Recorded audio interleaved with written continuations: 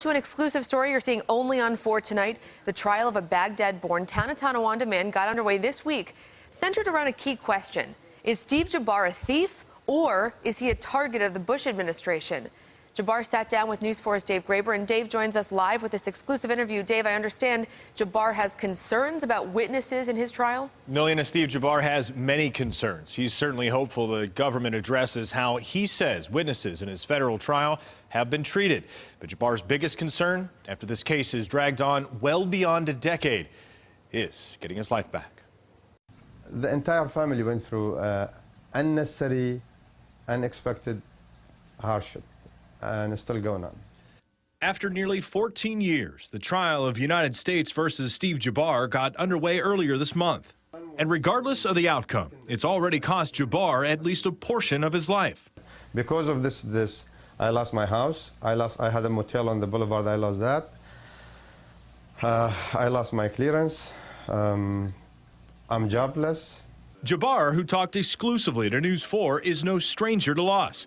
When Jabar was just 9, his father was killed by the Saddam Hussein regime. They took my father. I was a brainless child who just sympathizing with the sad tragedy that his father one day disappeared and we never saw him again.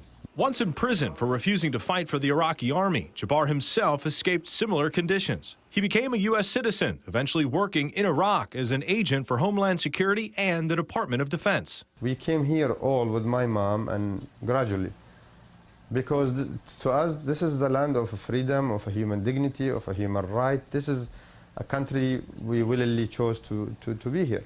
The indictment says Deborah Bowers and Jabar started a nonprofit called Opportunity for Kids International. And through that organization, they solicited the United Nations to help fund a radio station in Iraq, which would promote democracy and women's rights. But instead of using the money on the radio station, the government says Jabar and Miss Bowers used it for their own benefit. The station continues to operate today. Can you provide an update as to how things are going inside the courtroom? With due respect, I'm not going to talk about the trial. I have wonderful, me and my co-defendant, we have 2 wonderful lawyers, caring lawyers, and I don't want to jeopardize any of their effort. But Jabar did say that he was displeased with how the government treated trial witnesses, saying they were under 24-hour surveillance at the downtown Hyatt, that their phones were confiscated, and that they weren't permitted to leave even after testimony. That's one of the reasons we left Middle East. We came here to live with dignity. They came as a guest for the United States government.